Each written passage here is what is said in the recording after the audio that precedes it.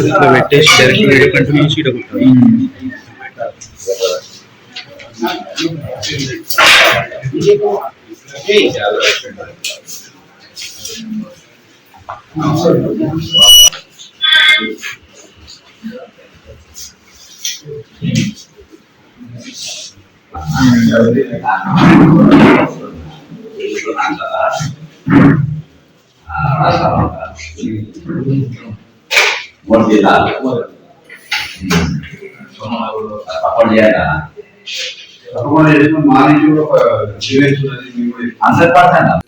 కనబడుతున్నటువంటి shed కేంద్ర tourism tribal circuit ఫండ్స్తో నిర్మించిన అక్రమంగా.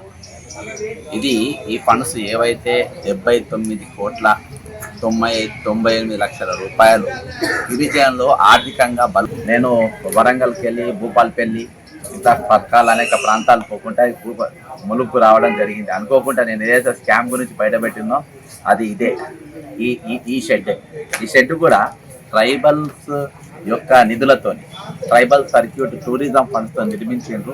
ఇది అక్రమం అని చెప్పి పేర్కొన్నది.